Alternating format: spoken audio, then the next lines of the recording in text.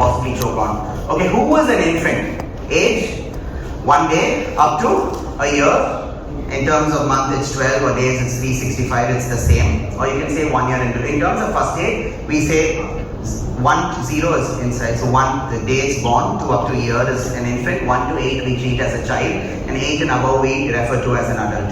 Clear? These are the classifications. I'll also give you my card at the end of the session today. It has the CPR protocol printed on the back of it. Okay, so what are the possible items that an infant could choke on? Coins, yeah, coin, candy. Each one can give 1. So that way a lot of people contribute. So just one person getting all the answers. Food, dal, pulses, what else? Button, safety pin, toys, Lego, bottle cap. I'm giving all the, I asked the question and I'm answering it myself. I'd like you to answer, contribute. What else? Think differently. Maybe things you've heard, you've read in your local newspaper that you'd like to share. That infants. Coins, yes, coins. We've had innovative doctors remove out coins using very powerful magnets. I've read once in Hyderabad somewhere. Anyways, cool. What else? What are the other items infants can choke on? Lego toys, yeah. So all these are solid, mind you. But you know that infants can choke, we adults can choke on our own blood and vomit, and it can be fatal. With wearing helmet or without the helmet. We'll come to that later. But you've heard of infants choking on mother's milk and dying as well. These are rare situations, but it has happened and it has to be shared. Sadly, because the mother must be, sleeping and breastfeeding the child, and the area is really small. And yes, milk is a part of the body, and blood also. When you donate, you don't stand and donate blood, right? Yeah. So the mother fell asleep and it blocked the area and choked the infant. These are freak accidents. No mother would kill her own child, right? But yeah, it happened. But coming back to solid particle, how do we take it out? Look into the mouth. Try to take it out with your thumb and index finger. It's too deep in. Don't try to push your fingers in to reach out to it. Don't use blunt scissors and tweezers. I'm not even saying sharp. Even blunt scissors and tweezers, the skin is so thin it could cut and lead to bleeding. So what we could do, you can just show me I got it, and I'll catch your mind voice and I'll do it for you. Cool. So you hold the infant like this and tap. You're not saying this is wrong, but it's definitely not right, because there's an alternate way of doing effective first aid for infant choking. You support the infant on your forearm. Yeah, do not cover the mouth. Yeah, the heel of your palm between the shoulder blades, making sure you do not hit the head. You give back slaps, 5 back slaps. Watch. 1, 2, 3, 4, 5. We give 5 back slaps. Don't hold the infant parallel to the ground. We are trying to use the force of gravity, so that way the particle could possibly get dislodged. Friends, it's lodged. No movement. We want to dislodge movement. Next, what do we do? Your mouth, seal the infant's nose and mouth and give 2 gentle puffs. Please watch. 1. Can you see a slight rise in chest? The infant's lungs is like a small balloon. Tamil we say noradal. What happens when you overinflate the lungs? It will burst. Here it will not burst, yeah, but it will possibly push the particle in. Yeah, so watch. So now air is entering both through the nose and mouth. When we do a mouth-to-mouth resuscitation for adult and child CPR, we normally pinch the nose and do only mouth-to-mouth. What we are doing here is mouth to mouth and nose resuscitation. So after 2 breaths, 2 fingers, center of the chest, slightly below the nipple line, we compress 5 times. Watch. 1. Actually, I don't know if you can hear air coming out. 3, 4, 5. Pressure release. Don't really do this, it would hurt the infant. Okay, 5 times, guys. Physics, basic science. When you blow air, pressure from outside. When you compress, pressure from inside. We're not saying will, it would possibly, the particle, whatever, be it A, B, C, whatever, could get dislodged. And when you do the back slaps, it might come out. And this is something that's done like cycling. And you don't have to do it in one place, stationary. On the way to the hospital, though, you could do this in a bus, in a train, in a car. In a bike, it's going to be a little difficult, but if you can, you can. You put the air, you put the particle down. Yes, sir, that's why we're not taking. Take it out, so using ready and first. Yes, sir, like nose down, is windpipe, air pipe, mouth down is your food pipe. So the blockage is there, your windpipe, air is not going in and out of your lungs. And here the windpipe and air pipe is all like rubber. When you blow, it expands, unlike steel and plastic. So we're not taking a deep breath and exhaling. Whatever little air is in the mouth, we're giving a gentle puff. That's why when we do for child and adult CPR, we give a small breath and we give a full breath. So in terms of air, this is like, it's very less. You really can't measure or give it in terms of numbers, but it's a small puff. It's okay, so we're not really pushing it in. The next thing that I'm going to share is when you do this, 5 back slaps, 2 breaths and 5 compressions. You keep doing this in cycles for like 12, 13, 17, 19 minutes. Within this or the next when you do, infant will vomit quickly. In this situation, vomiting is good because that vomit could possibly flush the particle out. Yeah? And you wear gloves and or you can just check, airway clear. So there was no breathing. Now the infant has resumed breathing. It won't be normal, it's shallow breathing. So till the infant resumes normal breathing, you hold into this position, or this is alternate infant recovery position. Clear, guys? Ladies, any doubts, any questions? So the possible thing is when you do back slabs like this, you could possibly fracture or dislocate. When we do first aid, it's not danger, less danger, little danger, safety. Danger, eliminate danger, bring to safety. You do not be the reason for any small or major injury to happen. Clear, guys? Clear, friends? Any doubts, any questions? Yeah, I have. Anji. So, when we actually cross it, Yeah. as you already said, Yes. low level stage. Yeah. Will that not hurt the kid, which is a calling or something? Or No, it would. So the whole point is it's tight, it's lodged. We want to loosen it, we want to dislodge it. So the air that you blow would possibly say, when you blow the air and if it's not going to pass through or loosen, it's fine. This would help. If this is not helping the compression as well, back slabs will help. And ultimately, all three are not helping. Whatever little food is in the infant's stomach is going to come out. The vomit will help the most, push everything, whatever blockage. Be it coin. A little damage if it's a sharp object like a chicken bone or something, that's normally not supposed to be given to an infant. Bones, yeah. So I'm just saying, way back where I come from, they make the food balls that itself when you don't smash it properly you can choke. We've had infants choke on a banana and die. Choking on food is a total no-no. The banana was raw, it's not right, you know. So these are things. Adult choking can be a totally different ball game. When it comes to infant, these are the common things. Guys, clear? Any doubts? Because it's psychological. That's why they suck it down, right? Oral gratification. So whatever the infant sees, if it plays with it for 10 minutes, the 11th, 12th, 13th minute is automatically going into their mouth. So be very careful. Yeah. So like naphthalene balls, there's a wide range of things that infants can choke on. That's why childproofing is big business in developed countries. You cannot have medicines, cleaning agents. You know, it's slow poison. Your medicine is slow poison for an infant or someone else. Anyways, any doubts, any questions? Can you quickly move on to adult choking, please? Can I get a volunteer? This time you'll have to step up and step front. Can one of you come, please? Okay, thanks. Your name? Hi, Praveen. Praveen, sir, you're going to act like you're choking. We like to remove your glasses if you don't mind. That's okay, cool, no worries. Cool, so you act like you're choking, grasp your throat. Like really, literally, like seriously you're choking. Cool. Awesome sauce, yeah. It's more like a choking dance, but it's okay. Cool, no worries. So yeah, so he's conscious. If you don't intervene in the next 2 to 3 minutes, he will become unconscious, right? So, and we are here, this happens in restaurants, this happens on the ship, it can happen anywhere. When people try to eat and talk, when people try to eat and drink too much water, when they're eating and they suddenly stand up, etc., etc. Yeah? So what happened? Okay, how to help yourself? Forget about helping others, how to help yourself, self-help. So what do you do? What do you do? So you're choking, what would you do to get your obstruction out? Be it a chicken. You're not vegetarian? Okay, you can choke on veg food as well, yeah. Okay, so how do we cough? And the cough is not the, yeah, can you cough please? Yeah, so the cough is not the diplomatic cough, but really coughing from your abdomen, like releasing sputum into your lungs. So you bend also and use the force of gravity. Let all that fancy breakfast come out. We'll help you. Yeah, we will get you a fancier lunch of that. Very good. This helps very good. But using the help of a chair, yeah, would help. Even this is easy one, confirm. That's our aim, and we'll achieve it. So you keep your hand like this, and between the navel and your sternum, this is where the pressure has to come, and push up. If I was there, which I'm going to do next, but for now, you do it yourself. So, like, this is a danger, like a watch, it could hurt you, but it's okay. But real life scenario, yes, sir. You can keep it like this and press like this, yeah, give pressure and cough as well. Keep your airway open, yeah, and cough. Come on, Praveen, sir, come on, sir, very good. Okay, cool. You should just push a little more, not give up so quickly. Anyways, okay, friends, if we are helping, just loosen clothing around the neck and around the hip, yeah, loosen clothing. Support the airway. We're going to give 5 back slabs. So can I give a little please? 5 back slabs. Friends, watch. 1, 2, 3, 4, 5. I did it the real way it has to be done. I'm sorry, I can't do that acting kind of thing. Yeah. Friends, if we do like this, you're going to hurt the spinal cord. Here we're using only the heel of our palm. We're using the force of air. Yeah, I think one set is enough. And the next is abdominal thrust or the Heimlich maneuver, named after the doctor who really invented it. Yeah, who discovered this technique. It has helped save a lot of lives. We definitely don't do this for an expectant mother. Yeah. Okay, friends. So here, watch below the sternum. 5 times, okay? Watch. 1. 1.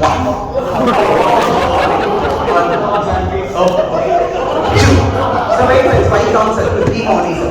3, 4, 5. 5 times. All of you saw? Any doubts, any questions? I'll repeat once more. All. Once more. Do this, it will help the victim. Yeah? Can you have a big round of applause for Pranay, sir?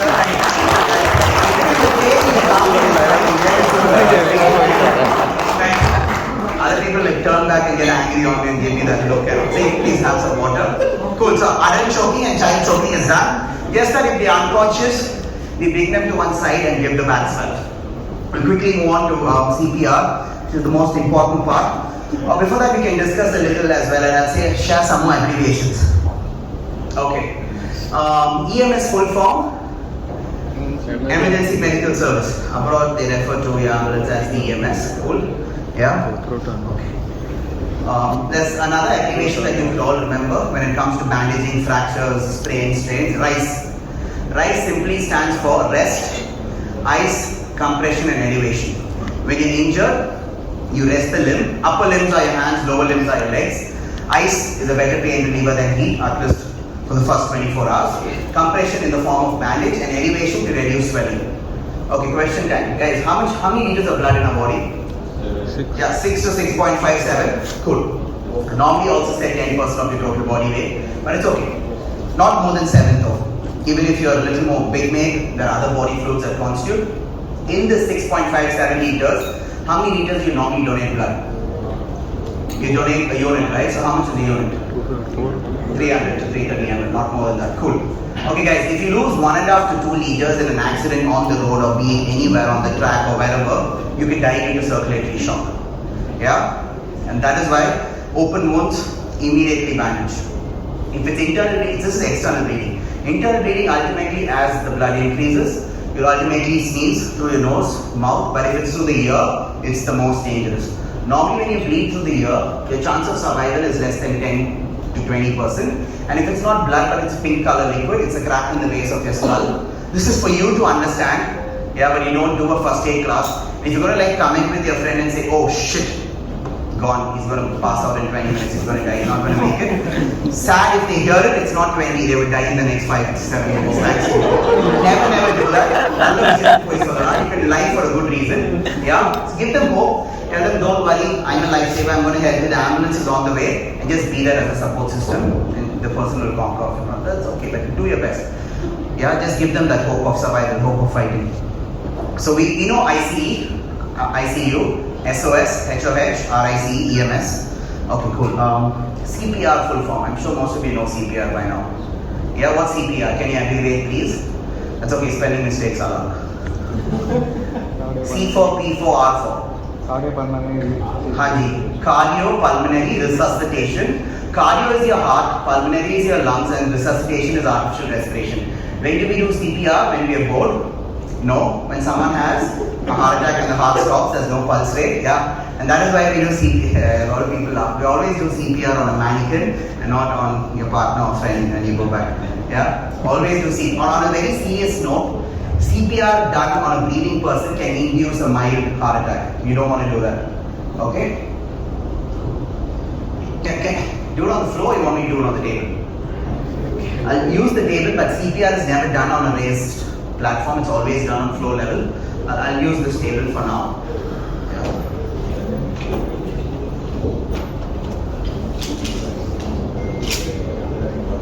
And this is a very heavy table.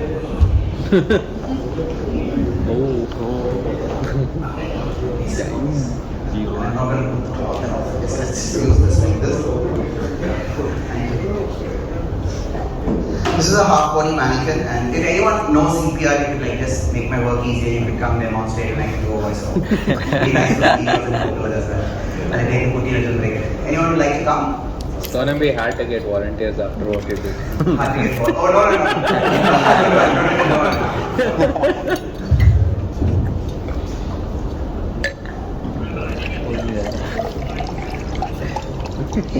Ma'am, Dr. Ma'am, would you like to show video? Yes, please. Yeah. Yeah, if you don't mind. Okay, thank you. Can we have a big round of applause for ma'am? Pointing out. We were on the same dinner table last night and they introduced themselves. No problem. Over to you. I'll help you, ma'am. So CPR, adult victim above 8 years, so we'll think it's a 24-year-old female rider who suffered a cardiac arrest. So steps of CPR, DRABC is what we normally teach. D for danger. Can all of you repeat after me? D for danger. R for response. A for airway. B for breathing. C for compression. And the last D, if you have the apparatus, defibrillation. So it's DRABCD. So ma'am, yeah, 30 compressions and 2 breaths every 30 now. Before we said, right, we give it between the chest and the navel. That is called CT sternum. It's the end of the ribs and where you can back it. So you hold your hand like this. Make kind of this. Yes, ma'am. Interlock your fingers here. Okay? Because you need to do the pose. So you lock it like this. Yes. Yeah, no, ma'am. You're perfect, please, ma'am. Yeah. Should I use? Would you like to use? Should I hold the mic for you, or is she audible? Audible. So you have to keep your wrist palm on this sternum, and you have to do the pose by your dominant hand. Okay? Dominant hand. If you're a right hander, the right hand on top. If you're a left hander, the left hand. Okay, so you give pressure with your right hand, with your dominant hand is right, and you give the chest compression. Okay? 30 times. Count loudly. 30 times, and you count it, and 2 times you have to give the mouth to mouth. That is it. Perfect. Yeah, so it's 30 breaths, 2 mouth-to-mouth compression. Sorry, 30 compressions and 2 breaths. 1 cycle in an average, on an average, 3 cycles in a minute. That's how fast you need to be. That's the momentum you need to maintain. Yeah. Okay, perfect. So can we have a big round of applause for ma'am? So I would just like to do with a little more step-by-step thing. But ma'am went to the main, that's the main part, compression. So DRABC, danger. What are the possible dangers on the road? Items of danger. What's danger in Hindi? Any locket they're wearing? Yeah, Katra. So, yeah, sorry. Any locket they're wearing or something? Lockets, ornaments on themselves could be danger, perfect. But danger on the road, sir, glass, water, mud. Road is a very dangerous place. You can find anything and everything on the road, right? Potholes, open manholes, speed breakers, which are like small hills and mountains, so on and so forth. Yeah. Sorry? Dogs, animals, not just dogs. Yes, we have like all the domestic and wild animals on the road. So we have cows, we have So a lot of people, while trying to avoid hitting a dog on the highway, have fallen off an entire family.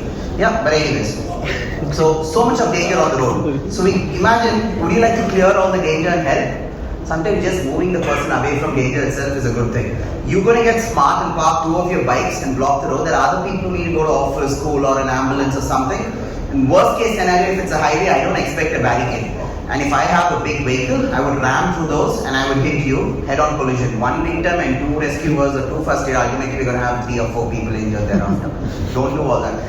In the city, you'd have the footpath or a pedestrian walkway, which would be the safest path. Having said this, never move the victim unless and until absolutely necessary, especially if they've had a head, neck, back injury. Yeah. Otherwise, you move. And what's the average weight of an adult?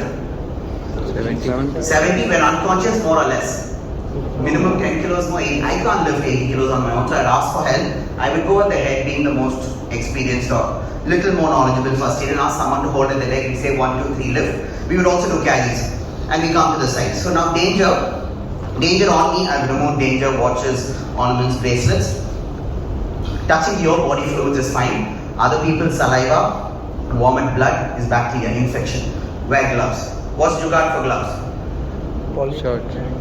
A polythene bag, you could use your dupatta, towel, kerchief, anything, but a polythene bag is a water resistant alternative to glove. If it's dirty, upturn it, the inside part is clean. Okay, cool? Okay.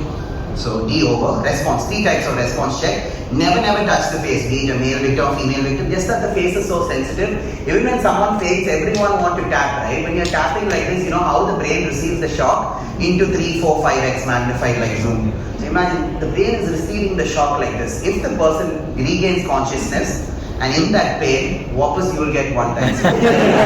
Always tap on the shoulder. Hello, sir, can you hear me, sir? Male victim, sir. Hello, sir. So what's your name? The victim's not responding. Second type of response check. Hello, sir. Can you blink your eyes, sir? Kanna sikka mudiyuma? Whatever language you feel they can relate to. Any language. If it's a lady, no name tag, no ID card, we say, sir, ma'am, enough. Ma'am, can you hold my hand? Ma'am, can you squeeze my hand? Sometimes they won't be able to talk because jaw might be dislocated. Impact. Not everyone wear a full face helmet, right? Yeah, cool. And then because of the impact on the ground, bad. Okay, people, friends. You all know that when you sit on a bike, you wear a helmet, sit in a car, you wear a seatbelt. Wearing a helmet and wearing a seatbelt has no correlation to the speed or distance you're traveling, right? Old TVS 50 doesn't go above 30, 40, no problem. You're bad luck, someone's going to hit you and you're going to sprain and fall down. Wearing the helmet is not just enough, but you also strap on, right? You're professional riders, you know it, right? But yeah, why? Because when you fall, bike here, rider here, and helmet there. So when you're landing on the ground, it's bad impact. That's equal to not wearing a helmet at all. Always. Now, having said this, in an accident, do we remove the helmet or don't remove the helmet? No. Perfect. So 90 to 95% of the time, never remove the helmet unless and until it's obstructing breathing. And max, if it does, you only cut it loose, cut the black thick, that strap, that woven strap. You really need a sharp piece of object, a sharp knife. Make sure you don't cut the neck or skin, but just cut it. Max, you unbuckle, but if it's jammed, you cut the strap. And forget about removing the helmet. Why? Because helmet removed by itself is a separate chapter and topic. When you remove, you cause a little bit of jerk, and that jerk is enough to further the head, neck, back injury, and he or she or they might not die, but it might lead to a spinal injury. And thereafter, they will never be able to sit on a bike. You might just paralyze them. You don't want to be in that situation, and neither do you want to put someone else in that situation. Clear, friends? You might think that if you don't remove the helmet, the head swells up. How can we remove it later? Leave it to the paramedics and the first responder, the guys who come in the ambulance. Yeah? Because the right way to remove is literally expand, whether it's a 5k helmet, 800 rupee helmet, 25k or whatever brand, no problem. The right way would be to remove possible items that are stuck between the helmet and your face, which you have not realized. Imagine if it's your glasses that you're wearing, vision, or if it's shades that you're wearing, or worst case scenario, your visor that's cracked. So it's between here and there, and that would be protruding. And when you remove, it will lead to a further laceration all over the face. You don't want that to happen. You can visualize, right? Everything need not be practical. Okay? So yeah, to avoid all this, we say never remove the helmet. The right way would be to literally crack it. Can we do that? No, but the hospital has enough of apparatus in terms of a drilling machine or cutting machine. Like dissect like a pizza, it's easier said than done. But leave it to them. The right way to remove the helmet would be more than one person, 2 people. Clear? One person just supports the neck while the other person, removes the helmet, and it's not a sudden jerk back for the spinal injury. Okay, coming back to CPR. 3 response, no. Airway. Open the mouth and check. Like I told you, anything on the rope would have gone into the mouth. Your helmet, visor that you're wearing, it's fibers, not glass.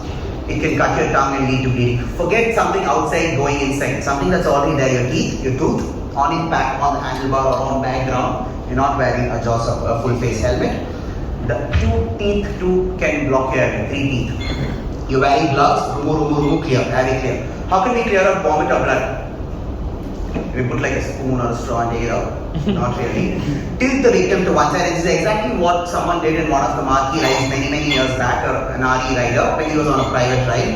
And he sent back feedback, and that went really well with the company, and that's why they made me like standard SOP for all sessions thereafter. But it's okay. All he did was a biker who had internal injury and was choking on his own blood. He just tilted him to one side. So the person, the rider, was at least breathing, if not normally. He didn't choke on his own blood till the ambulance came. Yeah. Support the neck, support the hip, tilt the victim to one side, put a finger in, and clear the airway out. Yeah. So it's very difficult with the stable and all that. So when you're on the ground, it's like super easy. So you rest the victim on your thighs, and in the same position, we check for breathing. It's not right to place your hand over a lady's chest, so just to check for breathing, right? Infant though, it's fine. Adult, you watch 3 types of breathing check. Look for breathing, listen for breathing, feel for breathing, all in a single step. Friends, watch. I'm looking for chest rise, I'm hearing for breathing, I'm feeling for breathing. Simple. Don't waste your time checking for pulse and all. You all know to check for your pulse, right? It's a more throbbing pulse rate. Left, right, doesn't matter. And how much should it be for a minute? Check for a minute in an average. How much? 70 to textbook answer, right? If you check now, I'm not even going to waste a minute, okay? We don't have time. Guys, friends, check for 10 seconds, multiply into 6 average pulse rate. Check for 15, multiply into 4 average pulse rate. That's all we want. But I'm saying don't want to check for pulse. Just check this if the person's breathing. Okay, BRAD and C is compression. The cheapest defibrillators like 1,24,000, that's Lardell or Philips heart rate. I'm sure ITC Maurya has more 5 of them in different parts of the building. Yeah, but when there's wet flooring, especially on the pool deck, we are lifeguard trainers. Indirect electricity can shock you, and electricity given to a working heart can stop it. Electricity given to a non-working heart may restart it. A good example of this is one of the movies Shivaji, which we have. It was in multiple languages. Yeah, you can't have the actor die, but a few scenes before that, he himself pulls raw electricity in the police locker and shocks himself, and the heart stops. Clear, people. Your airports have defibs. Yeah, when you open it, it's a loud sound and it's self-explanatory. If you've not used a defib, when you open it, it talks to you. It tells how to place the pads, and defibrillators help save lives. They're very, very effective. But when the defibrillator is not there, you're going to it, until then do CPR, because research has shown attempts of doing CPR, continuous cardiac compression, and then the shock, there's a greater chance for recovery and revival. Maximum doctor will give you 15, 20, 25 shocks, and every time the sine wave has to go up and down, and thereafter the heart should start beating on its own, not when you just give. And then he might say we've lost him or her. But the best part of being a first aider is we never declare a person dead. Only a doctor can do so. Clear, friends? Yeah? Any doubts, any questions? Is it boring? Are you sleepy, hungry? No? Okay, good. Okay guys, watch. Okay, let's all do a question time. Which position is your heart? Center, left or right? Center. Okay, we hear both. Center. How many of you say center? Okay, thank you, hands down. I'm not even counting. How many of you say left? Okay, and the majority is wrong. Center is right. The heart is in the center, tilted to the left. Or you could have said both, center, left, and right is not right. That's a rare case genetic disorder. We'll stick to the general thing. Okay, people, we always compress in the center. If your heart is in the left, we'll be compressing on the left. Okay, we never compress the stomach on the right or the left, always in the center. Okay, one goody little activity. All of you, can you please put your chin to your chest? Can you breathe in and breathe out with your mouth? 1, 2. Can you look up and do the same, please? 1, 2. Which is easy, when you look down or when you look up? Up. And those answering did it, and the others were planning to do it later. Good, anyways, no problem. Friends, airway normal position, airway block, airway open. When you open the airway and seal the mouth and give the breath, there will be effective lung inflation. Always use a face barrier. I'm not even saying reusable, disposable mask. Just use like a kerchief, single layer, or a plastic cover with 1 or 2 small holes. Watch the chest rise. Pinch the nose, tilt the head. We use a pistol grip. Watch. 1. Okay. Don't tell me my lung pouch might be fragile in indigo. There's no fragile, it will puncture. But anyways, watch. 2 breaths and then 30 chest compressions. Never remove clothing for a victim. I'm saying something and doing the exact opposite. Only because it's not a real victim and it's a dummy, and you need to get the position right. Friends, Mr. Praveen, right? We did choking, first aid for Mr. Praveen between the navel and the sternum. We compressed here.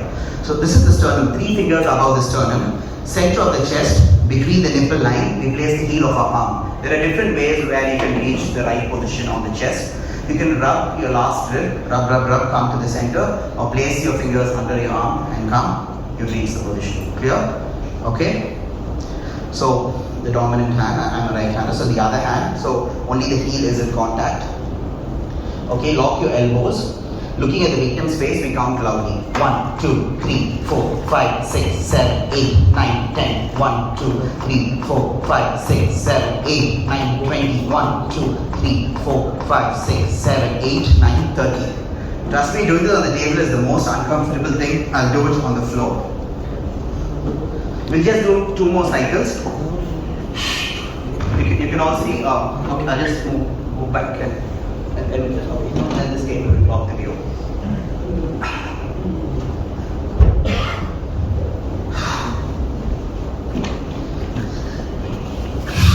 1.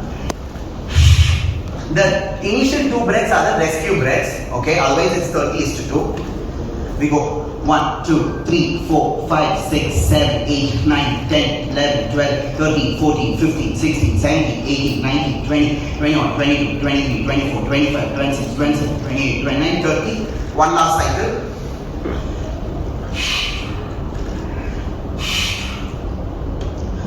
ஒன்று ரெண்டு மூணு நாலு அஞ்சு ஆறு ஏழு எட்டு ஒன்பது பத்து 11 12 13 14 15 16 17 18 19 20 21 22 23 24 25 26 27 28 29 30. Friends, what am I doing?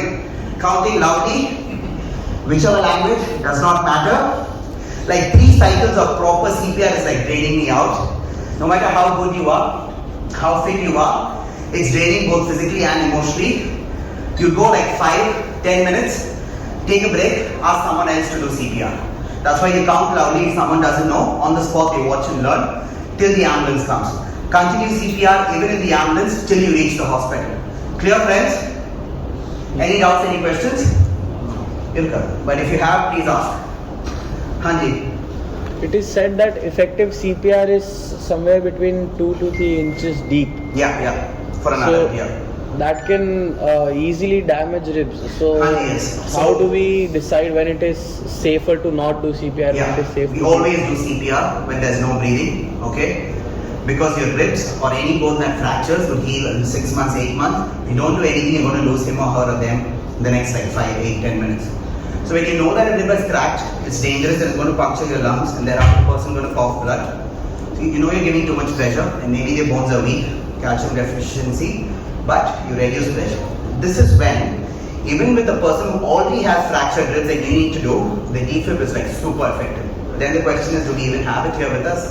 So something, right? So mouth breath post-COVID, the new COVID, we don't know if he or she is COVID positive.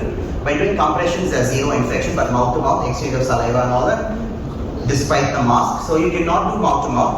That's 95%, 100% effective CPR. 80% effective CPR is fine, no problem. Just cardiac compressions. After every 30 compressions, you give a gap of 5 seconds, 2 to 3 seconds. Clear, friends? Any doubts, any questions? Like 30 compressions, 2 breaths is 1 cycle. In an average, on an average, 3 cycles in 1 minute. Question, Hanji. Do we need to do 30 or it could be less than that? Because you said that it could trigger a mild heart-like pulse. Yeah, so this is a non-beating heart. This is, not for a beating heart, not for a person who's breathing. It's always 30:2, sir. And this is the same for infant, child and adult. Even an infant can get a cardiac arrest. If you drink, if you smoke, if you eat non-veg, if you lead an unhealthy, sedentary lifestyle, it increases your chances of getting a heart attack, and that might not be the only reason why you get a cardiac arrest. Friends, even a vegetarian person, a person who exercises, but have you been saying it's an irony that most of the people collapsing and getting cardiac arrest are those doing extensive physical activity without proper heart rate and rest, heart rest. People walking out of gym, collapsing in gyms. That's why all gym trainers, yoga masters need to know CPR and defibrillator operation. Okay. So it's the same 35-year-old CEO collapses where? On a treadmill in a gym, right? It's not. But it's okay. Hereditary, yes, but we don't need to know the reason why the person is getting a cardiac arrest or a heart attack. If someone has a cardiac arrest, you should know what to do. Stop and help. Now standing there and seeing the person collapse, that's a miserable feeling. But if you made a difference, you're a real life hero. Forget the people acting on screen. You made a difference. Someone's alive today because of you. Yeah? Okay, cool. Friends, any doubts, any questions? Really? Okay, cool. So would one of you like to come and demonstrate other than ma'am, doctor and M&M team? Manoj sir and Manaviran sir. Would you like someone else who just learned? Would you like to quickly come, please? Would you like to? Yeah, sure. Please come. Welcome. Yeah. So would you like to do it on the floor or on the table? Yeah? DRABC. Go for it. Your name? Roni? Hi, hey Roni. So we will give you a good victim. Like 28-year-old female rider cardiac arrest. Good? No worries. Go for it. So any dangers on you? The scene of accident is on the road. Yeah?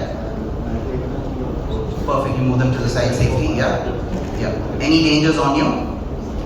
Watches nothing. Okay. Danger of infection. Can you put a bad hand into someone's mouth, touch, urine, blood, vomit? You wear gloves, right?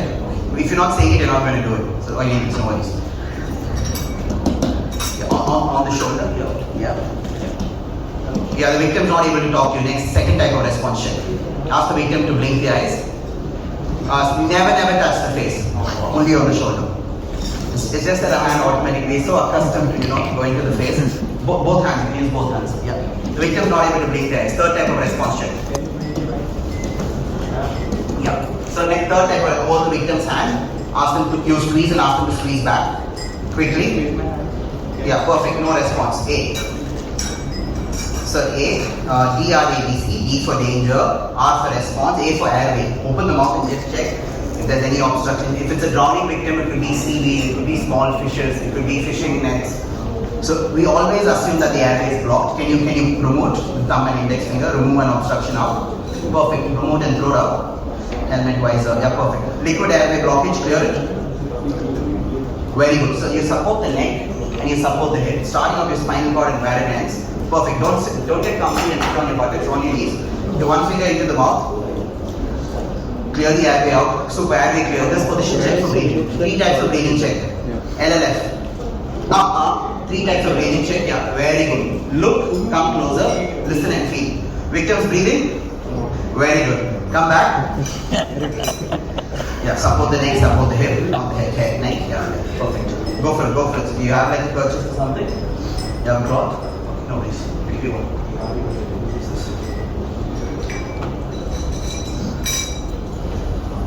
Sir, 1 minute. Pinch the nose and it's pistol grip. Yeah, perfect. Head tilt for the head tilt. And also pinch the nose. Friends, don't do a head tilt using the nose, it's going to pain. Do the head tilt like this and thereafter pinch the nose. Yeah, tilting someone's head, holding the nose. Yeah, hurts. Yeah. So this is like this. This is like this and pinch the nose like this. Yeah, and do the mouth to mouth. Perfect. Go for it. Yeah, 2 full breaths. 1 breath and you turn and look, and the second breath. So even with the barrier, or if there's no barrier, you give a breath, you turn your face because when the person's air comes out, and if they vomit, it doesn't go into your mouth but hits your cheek. That's a little concept out here. Okay, 2 breaths, 30 compressions, go for it. Yeah. Up, little slowly. Yeah, the clear giveaway in the mannequin is the sound of the spring. That is, you're compressing right. Every time you compress, can you hear the sound of the spring? Yeah. So that's basically 1/3 the size of the chest. You said 4 to 5 centimeters. It's 1/3 the size of it. 2/3, 3/3. That's like super. Yeah, perfect. So all you need to do first aid is common sense and presence of mind. Forget a first aid kit. Forget a defibrillator. Yeah, it's all here. Use your hands and bare mouth, and you can save a life. A little faster and count loudly, sir. 20. Very good, Ronnie. Keep going. The victim's vomiting. No, when the victim's vomiting, we clear the vomit, tilt the person under the neck and under the hip. Yeah, perfect. Keep going. Quick. Okay, clear the vomit out. Awesome sauce. Wipe the face around. Check for breathing. Normally, vomiting is a sign for breathing to return. Yeah, but just check. Is the victim breathing? Very good, Ronnie. Very good. Keep coming. Don't give up so easily. Come on. Yeah. Keep going. Victim breathing. Give your clap for Mr. Ronnie, please. And we put the person into a position known as recovery position. Yeah, you can be seated. Thank you. So, can I get a volunteer for recovery position? Someone can you quickly come? 7 steps recovery position. Guys, don't be shy. Yeah, otherwise I just have to say my friend in the blue t-shirt, black t-shirt, come on. I'll come back. Volunteers like you, welcome. But don't tell me. No, I won't. Pinky promise. Yeah, come, lie down. This is carpet clean. So 7 steps recovery position. Yeah, on your back. So you always come near the victim's head and check where the scene of accident is. If it's on the right, we turn the victim to the opposite side. Normally victim is turned to the left because your heart is centered tilted to the left, so pressure that side is good. But yeah. So okay, scene of accident. That's your broken helmet, broken bike, the bikes that have collided. Why? It leads to shock. Mental shock, psychological shock. Okay? We don't want that happening. Once if the person goes into a coma, it will be very difficult to bring them back out of it. Okay? So the scene of accident now is on my left. Okay? So I come here, get down on my knees, 7 steps, friends watch. Step 1. Step 2, you cover the ear, you're unconscious, like close your eyes and don't help me, okay? Step 3. And step 4, under the neck, under the hip, you support, use your thighs, this is step 4. Step 5, you straighten out the leg, so parallel. Step 6, you touch this elbow down. Step 7, you open the airway, be gentle with the victim. You ask the victim if they're comfortable. Are you okay? You're comfortable? Yeah. Now, if you're uncomfortable, that means we have tilted the victim on the injury or a bruise or something like that. So, we need to attend to it. So, yeah, in this position, why we do this is when after the victim starts breathing, till the ambulance comes, we don't put the person in this position and leave them away. Because some people will vomit at different intervals. Yeah, every 5-10 minutes we can't keep tilting back, tilting to the side, In this position we cover the ear, so any small ant or some germ on the ground will not enter the ear. If he or she vomits, if they want to vomit, they can vomit easily. In this position he won't be able to roll over, won't be able to roll back. It's a comfortable position. Like how you sleep in a bed. Attention, you're not going to fall asleep. The moment you turn to any one side, you're going to fall asleep. Exactly. But you don't do this when someone has a head neck back injury. And I'll show you how a victim could have a head neck back injury and how an odd position they will be on the ground. Say your name. Gokul.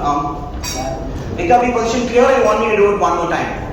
One more time. Okay. Gokul. Head this side, feet this side. Just turn, please. Yeah, cool. You know recovery position now. Would you like to? I just say the steps. You do it on your own. Okay. Step 1. Actually, we can all do it. Or if you all will get on the ground. Can you do it? No? Just use Gokul and me, others chill. Yeah, the scene of accident is on your right. So that way everyone's there, they can see better. Step 1, very good Gokul. So it's just like an L. Yeah, step 2, very good Gokul. Step 3, yes, very good. Step 4, very good. Step 5, no worries. Straighten out the leg. Step 6, no worries. Step 6 is like this, and step 7, don't pull like this, open the air. Clear people? Any doubts, any questions? I know you won't have any doubts. Anyways, cool. So we we'll do the head neck back in the position. On your chest, yeah. Hand in one side, leg in one, very odd position, very perfect, super.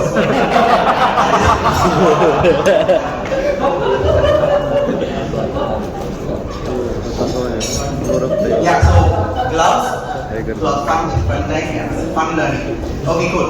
So, when you see a person lying in this position, you assume it's a head neck back injury and proceed with extreme caution. We're going to attempt to streamline. I can't do CPR like this, right? I need to get the victim on their back. So, no danger. Okay? So, when we try to, first we check we do a head-to-toe assessment. Friends watch.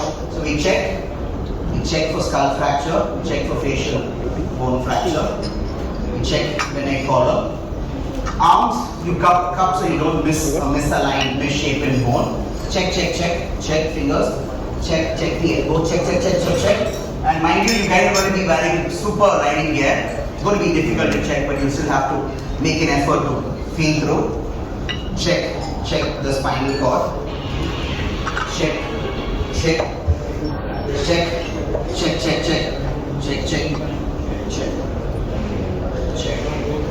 Okay, now we need to put the victim to side. Before that, we will get the hand closest to us.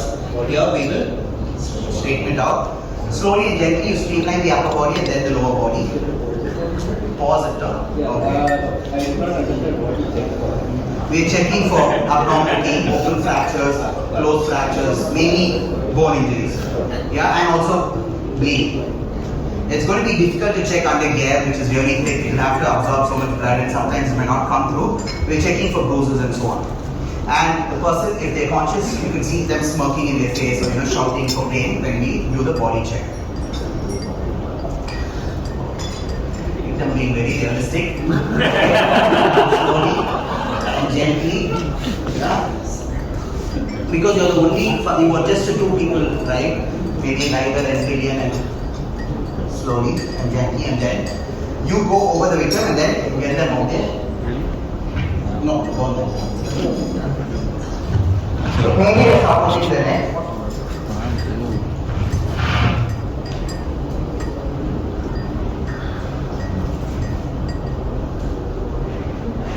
And now we check for fractures once again. Once again, you need to do a quick body check. We're not giving him a massage, so it's not like yeah. Check. Now, breathe, check for breathing. If there's no breathing, we do 1, and then we do 2, and then we do 30 compressions. We're not going to compress. Any doubts, any questions? Yeah? Yeah. Yeah. Yeah. You have tea? Yeah. So, Okay. sorry? Do we feel that dislocation? Yeah, you could feel the abnormality in the bone. You have misshapen, misaligned bone. So we are not doing survival first aid. So the defense people and all, we will say reposition because there's a long way you have to go. You have to go back into the field. Excuse me. Dislocation happens in your joints, not just your shoulder, but any of the joints. Knees, ankle, a finger can get dislocated. If you want to take the risk and go ahead, repositioning it, go ahead, but we ask you not to do it. Because dislocations heal faster than a fracture, yeah. But if you reposition it the wrong way without scanning it, and if a medical practitioner is not doing it, it will take so much time as a fracture to heal as well, and you'll be under tremendous strain. So you just split it, immobilize it with any straight object, and go to the hospital and let them, then try to decide whether it's invasive or non-invasive surgery, and then realign. Yeah. So even while trying, if it's a dislocated shoulder, you can't do first aid for an unconscious victim with them on their back. You will have on their stomach. You'll have to get them on their back, and then thereafter you'll have to splint it like this, yeah, or you splint it like this, and that way we're not going back into original position, but we don't want it to get further dislocated. That's all that we could do. So we normally use wooden planks. You could use anything. You could use a screwdriver, a spanner, something that doesn't weigh down the limb. You can use cardboard, you can use books, we can use a banana bar, anything you could use. Yeah? So nothing is available. Dislocated or fractured arm with a non-dislocated, non-fractured. Use another body. One leg, you just join both legs to add comfort in the gap. You put like a towel or a lungi, something, and then you strap it and you go. That's nothing else. The bone is already dislocated and Yeah. we have to move the visual to the CPR position. Yeah. The bone is already dislocated and Yeah. CPR is very critical. We have to do it. So we will not mind moving the body to the right. Yeah, well, like once again, I told you in terms of prioritizing danger and prioritizing injuries, the CPR is life-threatening, but dislocation is not life-threatening. Even if you worsen the injury a little unknowingly, that is okay. But fearing that and not doing CPR is much more dangerous. So go ahead and do it. What best you know to your knowledge, with precaution and care, go ahead and streamline the victim, get them on their back, and then do the 30s to 30. Clear? Yeah? Any doubts, any questions? Yeah, one more. Okay, actually you can get up. Go quick, get up. Yeah. The injury that happens. So, usually they have a injury which is like in the leg combination. They are getting the gear. Yeah. So they might have an injury and it's bleeding. Yeah. We need to remove the gear. Absolutely, good question. Do we remove the gear? I know your gear is very expensive. Yeah, but when you ask any doctor or nurse, they wouldn't care whether it's a 10,000, 10K band, 15, 20K band. But if you can remove it without maximal time, is chop, is right going through. And once again, we need to have such a sharp apparatus with us to do it. Because you can always replace that. Trying to preserve your expensive riding gear will only put you under more trauma and pain. Trying to remove that support. So it's always just ripped open and not even removed fully. And once you're immobilized, once you're in the hospital, that's when you're fully ripped off your gear and then changed into other dress. And the gown and all that. Any doubts, any questions? Maximum of the time, do not remove the footwear, do not remove the gear unless and until absolutely necessary. Because that itself is acting as a cast. If you can, even if it's an open fracture, wrap around, bandage around the pit. After cleaning the wound, use the existing gear below and above the injury and bandage over it. You don't have to literally remove or cut it. Make a full bandage, do a shot for the right leg alone and go. You don't need to do all that. Really not helping. Okay. How much time? Okay. Time check 11:23. Okay, so we did CPR and we also had someone come and demonstrate and someone also after learning it do it. Let me tell you, watching CPR and actually doing it are two different things. Yeah? You wake me in the middle of the night, I'm going to do it, but you're all learning it for the first time, so you need to know. Now if you have doubts, you can always ask your friend who came and performed. Ronnie did it and doctors there and then perfect. Child CPR, I didn't show you child CPR. The only difference for child CPR between 1 to 8 years is one hand. Yeah, a little more air than an infant, a little less air than an adult. Same position, 30:2. Yeah, we do compressions. 1, 2, 3, 4, 5, 6, 7, 8, 9, 10. 1, 2, 3, 4, 5, 6, 7, 8, 9, 20. 1, 2, 3, 4, 5, 6, 7, 8, 9. You place both hands for a 6, 7-year-old child, boy or girl. The ribs are not going to be as strong as an adult. You just fracture more ribs, nothing else. Clear, guys? Clear, friends? Any doubts, any questions? Okay. An infant, I didn't teach you infant CPR. What if the infant goes into a cardiac arrest, right? Listen, don't get confused between choking and CPR. Choking is separate. Choking first aid is 5 back slaps, 2 breaths and 5 compressions. That's done, dusted. How can infants go into a cardiac arrest? There are different reasons. Wrong medication, changes in temperature, etc., etc. Okay? So CPR for an infant. Yeah, infant we can place a hand. I don't feel a heartbeat. I need to start CPR. So we go mouth to mouth and nose. 2 breaths, 30 compressions. 1, 2, 3, 4, 5, 6, 7, 8, 9, 10. 1, 2, 3, 4, 5, 6, 7, 8, 9, 20. 1, 2, 3, 4, 5, 6, 7, 8, 9. Infants vomiting. I clear the vomit. I check for breathing. Infants not breathing. I continue. If I was doing 20, 21 compression on anyone, child, adult or infant, you don't come back and start from 23, 24 by your left. You always start from the beginning. Clear, friends? Yeah?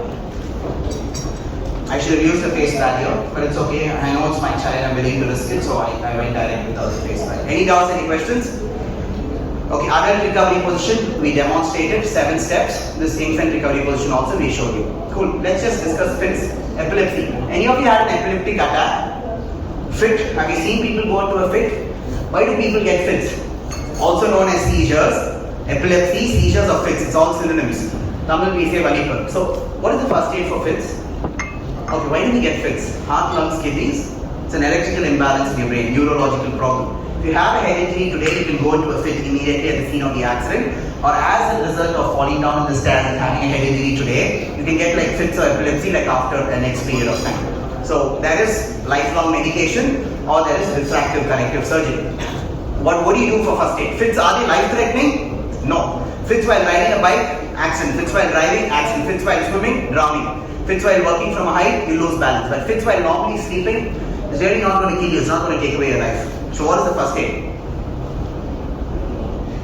You know people do first aid for fits, right? What is it? Iron? Metal? It's a myth. Giving iron does not really help. You've seen people do it and generations of people do it because they say iron deficiency. Yeah, iron should be, the intake and your levels in the body should be increased due to supplements and food, iron-rich food. You're not Iron Man or something like that. Man, only iron. It's not going to transfer immediately, right? Okay, cool. Where do you find iron? Maybe this chair. Where do you find iron? We don't even have a bunch of keys now. It's all biometric at home. We have, so on and so on. Where will you hunt for? Don't do all that. What you could do, if they are on a chair, bring them to the floor. If they are on the bed, bring them to the floor. Loosen clothing around the hip, around the waist. Tilt them to one side so the white froth doesn't enter the lungs or into the stomach and clears out. Make sure they don't get their fingers or your fingers close to their mouth. Because once they catch it and they bite it, for the next 2 to 3 minutes, no matter how much you try to loosen the jaw, you can't, the muscle is locked. You get smart and you use that spoon or use a pen, you're going to break the teeth. You rather take like a softer material like a kerchief, you roll it and place it between your tongue and the teeth. This way you don't break the teeth, yeah, and also your teeth is sharp. Imagine your tongue gets stuck there for 2 to 3 minutes. It's not going to chop into 2 and fall, but 20-30% deep cut. It's happening. We don't want that to happen to our next victim. This is all you can do. And the metal thingy, you still want to do it as a last step and not as a first step. Any doubts, any questions? Whatever you do, the fit would subside between 3 to 4 tops, 5 minutes. So whatever you're doing at the end of the 4th or 5th minute, you think that is the reason why it's actually subsiding. Even if you take your phone and play PUBG, it's going to just on its own. So people at that time would compress the ear, do and think the police people don't eat when they do that. No, those are myths. Clear. You give them metal, they're going to hurt themselves, they injure themselves. Just make sure the environment is free, they don't hurt themselves. To add a little comfort, you roll a little bit of towel under their neck and just be with the victim. It will not kill them. When someone's having fits, do not restrict movement. Twitching, jerking, you restrict. If the bones are weak, it's a fracture or dislocation happens easier. You don't want to dislocate someone's shoulder. Right? Clear, friends? Any doubts, any questions? Nothing more, nothing less. That's all you can do as a basic first responder, BLS, basic life support. It's not advanced life support where you teach you how to do an intravenous or give a defibrillator or oxygen and so on and so forth. Clear? So let's move on. Snake bite. What's the first aid for snake bite? Guys, you're physically here, mentally also, just be with me and we're going to wrap up quickly. First aid for snake bite? Don't tie. Don't tie. Tying something is known as a tourniquet. I'm not wearing my survival bracelet. I normally get it from Amazon, which is braided, because if my belt goes off the buckle or my shoelace, the survival bracelet is a really cool thing. Not very expensive. Normally made of paracord. The original paracord is expensive. Paracord is something which is the parachute thingy. It's a very thin rope, but it has like more than 500 to 850 kilos falling weight. And that is why some of the people who did first emergency rescue training in Bangalore, Karnataka, many years back, they used the normal ropes or substandard. They didn't do an equipment check, and when they taught people how to do evacuation from an 18th floor using harness and all that, the rope snapped and the lady landed like an egg and she died on the spot. And that is why your rappelling ropes are more expensive, right? I mean, Decathlon has them and the other things if you're into mountaineering. That's like 1000 kilos or 800 kilos. They have different categories of ropes. Falling weight. You know what is falling weight, right? You're 80 kilos, when you jump off from the 10th floor of this hotel, you're like 120. When you jump off from the 20th floor, your weight increases. Anyways. Tourniquet could be paracord, could be belt, shoelace, hair ribbon, your dog tag, anything. Whatever, cables, computer cables, roots. We've used roots to tie tourniquet, but we're saying don't tie a tourniquet at all. Why? Because every time I do, and there are some doctors who come and give me feedback, and I also, good feedback helps, right? So if I'm giving wrong information, I correct it and next time. So the Apollo emergency medical doctor told me, tying the tourniquet so tight increases the pressure here. You don't want the poison to flow to other parts of the body and especially the heart. But when you remove it, there's so much of reflex pressure, I believe, that the poison spreads faster at that moment. So that is why he said, if you're tying a tourniquet, give a 2-finger gap. And I think it made sense. Because for a snake bite, we never raise the limb above the heart. First aid for bleeding. What's the first aid for bleeding? We're pausing snake bite, and I hope I'm not confusing you. What's the first aid for bleeding? PPP. Pressure. Direct pressure over the wound. Direct means after wearing a glove and after using cloth. Direct pressure on the wound. Elevated pressure above your heart if he or she or they do not have a fracture or dislocation, elevated. And the fourth one is when it is a large cut, large laceration that requires stitches. You don't have needle, you don't have thread, you have it and you don't know what to do. Or if it's an amputated finger, no matter how much direct and elevated you do, there's still blood coming out, spurting, right? At that time you can give arterial pressure. So imagine your heart is pumping from here and this is the wound, you're stopping the blood halfway. So there's minimum blood loss and your blood will just clot faster. Clear, people, friends, makes sense? But we never teach arterial pressure because arterial pressure given for an extended period for a long time could deprive the entire limb of even good blood. And it could actually kill the veins and nerves, the cells. Even today, down south where I come from, villages, non-poisonous snake has bit a person and someone tied with a cow rope or something, he's without a leg, the leg had to be amputated. Because our friends tied that belt or rope so tight, it's non-venomous, they thought it's venomous, so good blood didn't come and it took them a long period to reach the hospital from where they were, like half an hour, 45 minutes. And if they had not amputated that leg, it could have affected their entire life as well.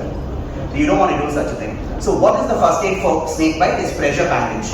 If the snake, question time. Normally where does the snake bite you on your body? Which part? Below your knees. Yeah. Unless and until it's that green flying snake from a tree or it falls on you. Or when you pick up something like sticks for a bonfire and you don't realize. Snakes are afraid of humans. Yeah. But when they mate, normally in the rainy season, and the eggs are there and unknowingly you go near, they attack. So different. Cool. So normally the tourniquet, if you had to tie, is between the bite mark and the heart, right? Here? Yes? So now the pressure bandage starts from below the bite mark, on the bite mark and finishes above towards the heart. So if it's your leg, here, it's from below on the bite mark. When the whole area is pressurized tightly, it slows the venom absorption into the blood and it buys you time. Clear? Having said this, 90% of the snakes in India are non-venomous, non-poisonous. But you have a lot of people dying due to snake bite. Why? Fear, stress, panic. Yeah? That's why when a snake bites, you tell the person, you know it's common sense not to make them run. It's common sense don't even make them walk. Any form of movement is going to let the poison. And what our friends would also do, after tying the tourniquet or before, some smart people, what do? They normally lacerate, they cut the wound, Yes, they press the blood out or they suck it out.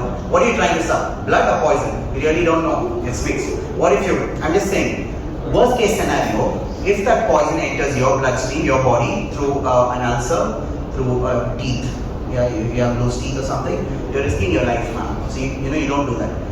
And what are you going to cut with? You're not cutting with a surgical knife, which the doctor does a C-section, right? That's like what, 450, 500. You don't get it without you keep it on your skin, it enters, right? No one used that for the blue whale game and stuff. But I mean, cutting itself is not at all allowed. I'm just saying, you're going to break the glass bottle, a beer bottle, you're going to use any piece of metal object over there that has infection germs on it. Imagine you cut too deep into an artery.